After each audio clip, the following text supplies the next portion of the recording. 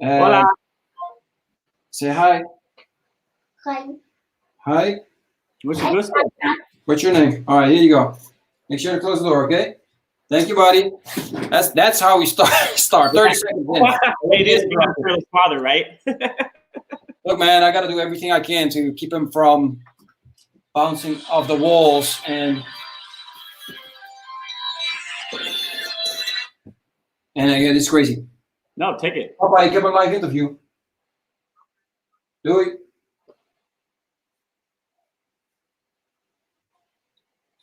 All right, go ahead. Make sure to close the door. Yeah, no more. I've never had such a crazy live interview in the first minute. I apologize, everybody. Actually, I never do because my kids come first. And that was my dad actually calling me. So I had to make sure there was nothing special going on because, as we know, the oldest of us are most in danger. And sad news for people that are watching. I didn't tell you this, Eric. Our upstairs neighbor, she was an older lady. She passed away due to coronavirus. So he was always so kind with our kids. So yeah, we're very sad to have received that news last week. Unfortunately, that is the times that we're living in. That's one of the things that, you're blessed that you're living in a country where it's open space. Here we're so close, man. It's horrible. However, that's why I'm so happy that you're on, because health is what it's all about, right? If people are healthier, and that's the theme, and that's what we're seeing, I think this would be less of a struggle and less of a scare, right? Because health then reverberates into our mind. Now, I have a vision for myself. I want to be 100. Now, I don't just want to be 100 years old, right? I want to be 100 and I want to be fit and I want to be able to fulfill my purpose throughout reaching 100 years old, which is to serve others so that we can thrive and inspire others to serve as well. And health is a big issue. Let's start off with a simple but a big question. What are the keys to living a healthy lifestyle? Sure, I think, and thanks for first and foremost for having me on. I've watched you for a little while, and just I think your podcast or your thing is awesome. How cool it is to become a fearless father. I think what a neat concept in general. And to transition into health, that correlates right into fatherhood as well. You know what I mean? As far as I feel like our immune systems. You talked about the gal, upstairs, and the elderly they talk about is more susceptible to prone to the coronavirus, so on and so forth. So things that come to mind are, what is it that can help us create a better immune system? And that's in correlation to nutrition and health. And so to answer your question directly, I believe it's transformation in the mind. We have to make a fundamental decision first and foremost to become healthy. So to understand those bad habits and then create new habits and make those new habits the new norm. So I believe that the true cause of disease really, in essence, is our lifestyle. So looking at our lifestyle and correlating, okay, what things go with what, and how can I change that, tighten it up a little bit, and do some of the small things and make those small things create habits, and then create habits, change becomes lifestyle, and then we become healthy over the long run. I love that. I love what you mentioned. Like, it's just small things, because so many of us, we're so afraid when we think about health, right? We got to let everything go. We can't do this. We can't do that. We got to be all of this. Grab what it's all good. Where's it is in the house today?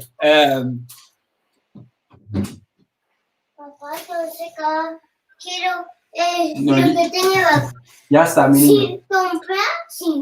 Ok, vale, perfecto. Cierra la puerta, mi niño. Cierra la puerta, por favor. Gracias.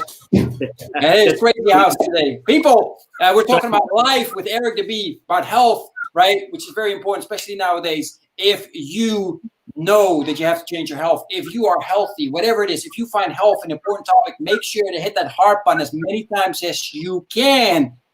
Reason, you show us our appreciation for our time spending here sharing all this value with you. Second, a lot of other people will hear this. Join us. Hopefully hit that heart button as well, so we can all talk about a very important topic nowadays, which is health, right? And you mentioned some of your important, do small steps, right? Eric, I cannot believe that we know that the coronavirus impacts your lungs. And when I walk the dog, and as you know, walking the dogs here in Spain, we just talked about it.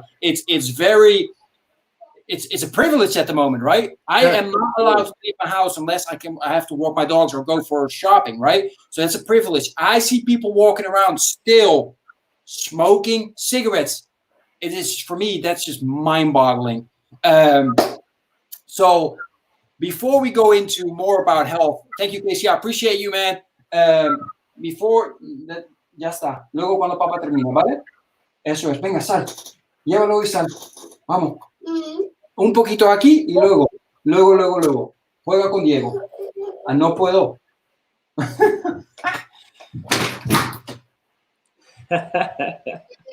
All right, ven aquí. Ven. Oh, pobrecito. Yeah, he fell. All right. Oh. It's okay. It's okay. It's okay. You're better? Yeah, he's so smart. So intelligent. Yeah. All right, come on then. Now make sure to close the door and watch out for the wire. That's the reason why Daddy always tells you that. There you go. Thank you. All right. So, man. Eric, sorry. Now, this is the first time I'm actually going to apologize because this is the craziest interview I've ever had. I've never had so many interruptions in less than 7 minutes. But anyway, it is what our life is all about as entrepreneur dads. And I always mention to people, like, it's so important to have our what's most important to us in life in order, right? Sure. So, and for me, it's like, it's first my spiritual life, then it's me, then it's my wife, which is not here at the moment, and then it's my kids. And then it's business. So when they come in, I stopped apologizing for them interrupting. So in this case, it's so much, but it's going to continue. You have it no other way, right? I mean, that's biblical right there, top down. Perfect order. Alex, tienes que estar en el salón, ¿vale? Venga, mi niño. Chiqui, ¿lo apago? Venga, espera en el salón. En vez de que papá está ahí. Vamos. All right. So we'll continue. So as we were saying, health is so important, right? We got our visions, our missions, right? And one of the things is, of course, we want to be healthy for our kids, right? That's one of the things that I started noticing when I wasn't paying attention to my health. I couldn't put that little guy on my shoulder because my shoulder was weak, my foot was hurting, right? And he was always like, Daddy, you're coming up with excuses, right? Because you don't want to say you're weak, right? You can't. So, man, we're going to talk about more about that stuff. So, Eric, before we go into any more of the gold nuggets that you shared so far, share with us, please, who's Eric, right? What are you all about? Why are you on the show? Why health? Sure. Amen. The family setup. Yeah, absolutely. So I'm first and foremost, like you said, kind of top down. So I'm a single father of a 14-year-old wonderful boy, insanely active. So where health kind of plays into that as well is, I kind of coin myself as the cool dad. We have what's called the trunk of fun. So I drive a Jeep, and at all times in the back of my Jeep is skateboards, helmets, pads, things of that nature, because you never know when we're going to go for a ride. And my son is very sporadic, just like his dad. So spontaneity is, high on the list. So, his homework, he gets his homework done first thing in the morning. He knows what to do. So he does it like clockwork.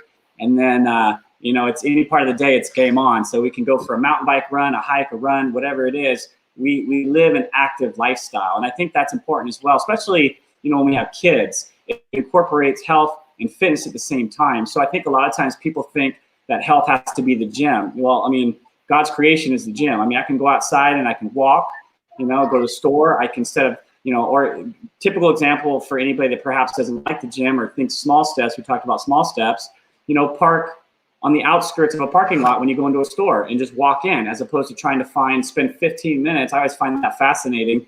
People drive 15 minutes to find the closest parking spot, as opposed to just parking on the outskirts and walking in, and you can get your exercise and kill two birds with the same stone. Mm-hmm. So with my son, it's imperative for me, and like you talk about your son, it's like, I'm sure you can, attest to being a father, having energy and high energy is so imperative with raising kids, chasing them around, just being active, doing certain things. And so, I know for my son who wants to be a competitive mountain biker, if I didn't have the energy and I couldn't do those things, then he's doing it on our own or with his buddies. I would prefer him to do it with me and have that experience with me and create memories at the same time as a father. Absolutely, man. Dude, I love what you said. The trunk of fun.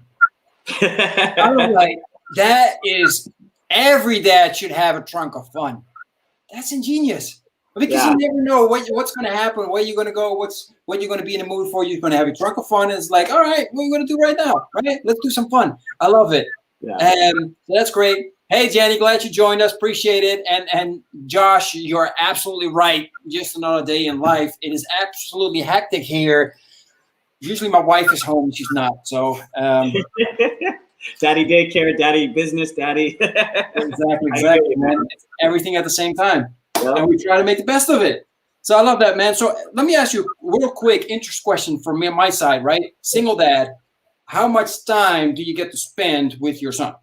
Sure, absolutely. So I'm very fortunate. I have a great relationship with his mother, and that's a progression over time, being honest. You know, anytime you get divorced, it's never easy. You get divorced for a reason. However, you know, if you truly believe that it's the benefit of the son to, you know, come together and just, you know, make it conducive for the sake of your son. We've done a really good job of that the last couple of years. Mm-hmm. And I'm very blessed to say that, you know, and I feel like I need to, you know, kind of, so to speak, come on record, because she's done a great job of raising him as well, you know. And my son's a straight A student, all honors since he's been in kindergarten. He's very active. So that speaks to parenting first and foremost, but I'm only 50% of that. So I also need to give 50% credit to her as well. She's done a great job. And we split parenting 50-50. So we drop them off Friday after school, whereas now it's Friday after dinner because of the coronavirus.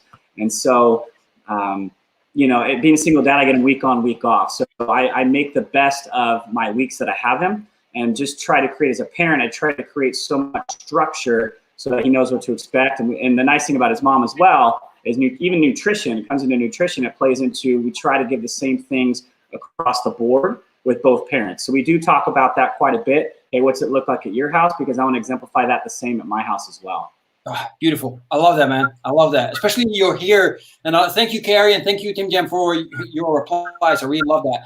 And people keep interacting. If you have a question for Eric about health or anything else, single dad life, whatever it is, put that in the comment section. Keep hitting that heart button. We want to see heart. Look at that. Another mother is online. Appreciate you, brother. So that's fantastic, man. I love that, because so many, what you said, right? When you split up, it's never easy. There's a reason there, and it could go so many ways, right? Yeah. What plays, and especially in the beginning, what played a huge part for you to make it work? Absolutely. In regards to just the parenting and yes, and communication, right? Everything. Absolutely. I think in a nutshell, the one thing I can say, and just being truthful and being honest, it's, you know, I've always told everybody on my Facebook, I think that's the reason I get such good responses. I am transparent. So I'll say I say what's on my mind. I don't sugarcoat stuff. And I've always been that way. And so with that being said, I always say, to be honest, if I'm honest with myself and others, I was never the best husband, but I've been the best father I could have possibly be. And that speaks volumes to who my son and where he is now. And so I can truly say, it's interesting, I'll use the Tim Tebow analogy of Tim Tebow, perhaps as a quarterback in the NFL. He's an amazing quarterback in college, but wasn't the greatest in the NFL. However, it was funny when they interviewed John Elway, he says, you know, I may not have Tim Tebow as my quarterback, but I sure as heck would want him to marry my daughter. He'd be the perfect husband for my daughter. And I feel like raising my son, I've always used that same analogy where I pour life into my son so that when he grows up, he can be the quote unquote Tim Tebow. He can be the best man for the person that he's meant to marry.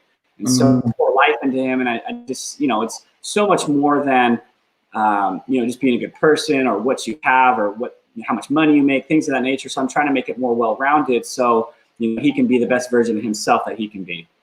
I love it, love it. Which means that you showed up as your best version, making this work, by also having a vision for your son's life by saying like, look, I want him to be able to have the best relationship, you know, in his marriage, etc. Therefore, I have to show him, you know, what's it like? How does the communication go, even though we're separated? Man, that's absolutely. I think another note too is I think so many people, unfortunately, relationships, they don't get the bigger picture. And the biggest picture is you brought kids into this world. It's your responsibility to, as a parent, to make sure that you do anything and everything in your power or control to make sure you raise them up the way you need to raise them up. And so that takes communication with your ex. No matter what happens, you need to leave that on the side and do what's right for your children. And I feel like we've both done a good job in the communication department to say, hey, what does this look like? What do we want? What's best for our son? And then just basically playing that out. So whether he's at my house or her house, you know, I know 100% that things are going the right way and that he's being raised in a manner that I would feel comfortable and proud of, and vice versa. And so it does take time. It does take communication to get to that point. But at the end of the day, that's what's best for our kids. Mm-hmm. Exactly. Man, I love it. I love it. People, if you're on, you love this as well. Make sure to hit that heart button. Show Eric some love. I mean, that's man, that's an amazing single dad right here. I love it. So, Eric, let's continue, man. Let's get it back again to health, right? When we think about health, man, I go nuts, right? The daily messages that you get: don't eat this, don't eat that, do this, do that, and work out. Don't work out. Like lately, for some reason, I get on my YouTube channel announcement saying, "Stop, don't work out." I'm like, what? So it's driving me crazy, man. What if somebody's like, okay, I know I got to do something about my health. Where does one start? How does one finally decide, okay, what is good for me? What is actually good for me to become a healthy human being? Sure. Well, I think the coin phrase, I actually wrote in my notes, you know, a healthy body leads to a healthy mind.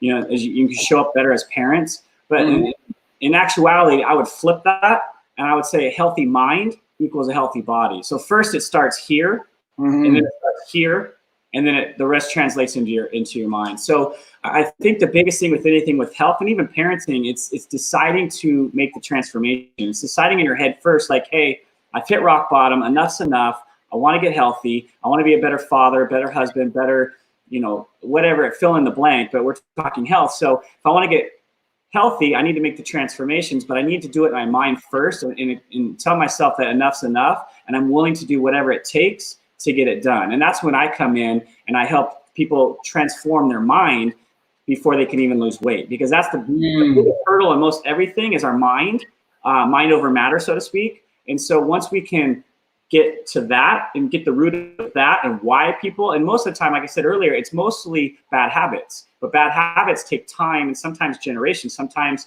decades to break. And so you can't break that in 30 days. You can't break it in 45 days, but you got to start somewhere. So, you know, it's where is their starting point and finding their starting point, and that's where we start. Love that. Absolutely love it. Man, as we said, it's a battle, man. But the thing is, this is the thing, right? You mentioned something, and you said, okay, so if you hit rock bottom, right? Meaning like, here's a trap though. Most people don't hit rock bottom. Sure. Most people are in that, let's say 10% hit rock bottom, right? And then 5% is absolutely amazing. What do we got left? 85%. 85% is in that, what I call the zombie zone, right? Where we just go through life and we're okay-ish, right? Yep. What is that the same approach, or does that take a different approach? How do you go about making sure that those people understand? It's like, look, we got to stand up. You got to be the healthiest you can be in this life, right? Absolutely. And I think and everybody's body's different, everyone's mind's different. I think everybody comes to it in a different angle. So it's not like one philosophy speaks to the same genre of everybody. You know, like I can't say one thing it's going to be applicable to everybody. You know, I was back in the day when I used to be a regional manager, and I used to see like everybody is motivated differently. So to me, the core of getting to it the fastest is, how do you motivate somebody? How do you get somebody to see themselves as you see them? How do you get them to react the way you want them to react and do the things they need to do for themselves, not for me, not for anybody else? And I think that the 85%, it's just getting them to do it for themselves and just finding, hey, buddy, hola, ¿cómo está? Bien. Yeah, bien, bien, excelente. ¿Cómo te llamas? ¿Cómo te llamas? Diego. Oh, mi amo Eric, mucho gusto.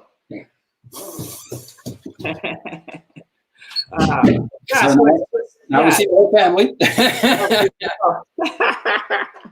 But it's, you know, it's just finding that small motivational tool of what motivates people. So the 85%, there's no one size fits all. So it's, you know, and I'll just use the Corona 15, quote unquote. A lot of people right now, you can look on, you know, Facebook, etc., as opposed to like social distancing. They're having Zoom parties, things of that nature, and they're having parties. So it's wine, alcohol, beer, things of that nature. And it's like, okay, if the direction is you want to spend time with one another, take alcohol out of it. Why do you need alcohol? You know what I mean? You don't need it. And so it's just making decisions of if you truly decide to get healthy and things of that nature, you cut out the bad habits and you replace them with better forming habits that are life sustaining.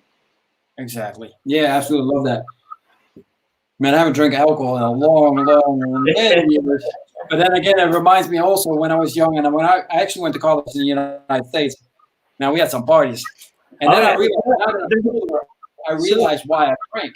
Right, so it's because you are now I become loose, I become confident. So you know like there's actually something missing there. Yeah, you gotta wait, buddy. And I think that's the thing too, is just being real with yourself. You know what I mean? I think it's interesting, like even the last couple of weeks, now that I'm probably a little more visible, a little more public about what I'm doing and sharing my health and sharing what I do to help others. And I think it's interesting how some people, you go to their house or you hang out and they're like, oh my gosh, here's that health coach guy, like watch what you eat, watch what you say, or, oh, Eric, do you drink? Yeah, of course I drink, like I'll have a glass of wine, I'll have a beer, I love drinking beers with my boys, but at the same token, it's no different, say, like pizza. Will I have a piece of pizza because I'm a health coach? Absolutely. But all things relative, it's, I'm going to have one piece and probably a pizza or a salad or something of a small side dish. If I have a beer, I'm going to have one or two. I'm not going to indulge in a six pack because I know the aftermath of what happens when you indulge too much. So it's just making different choices and adaptation to what you're doing on your everyday life. So I'm not telling people, hey, you need to stop cold turkey or do this and the other, but you can still make other arrangements, other choices, and still live this, somewhat of the same lifestyle. But you do, if you truly want to get healthy, you do have to make a commitment and you do have to change and adapt. And that's the thing where it's the mindset, and that's where I help people saying, hey, look, life on the other side is so much better. When you have a better immune system, you feel better, you have more energy, you're burning more fat. Life is so much better. You have more energy for your kids. These are the things that we call on-scale victories. And just to give you a quick example, I had 2 clients this week that texted me. One said, I haven't been able to wear my boots because of swollen ankles in 14 years. 14 years. And she's like 50 pounds. Another gal just got off all her medications that she's been on for years and years and years. And the same thing. So I think people think of diet or losing weight as just the weight factor. And I tell people, look, if you're going to lose 40 pounds, 30 pounds, let's say 50, take 2 dumbbells, 25 pounds each, walk around with them all day. How are you going to do? You're going to be sore as heck. Now imagine carrying that weight on your ankles, your joints, and everything else, and that's what you're doing on a daily basis, but people don't realize that on a daily basis. So it's just making small choices on a daily basis and changing, just tweaking things just a little bit, and it's making lifelong lasting decisions.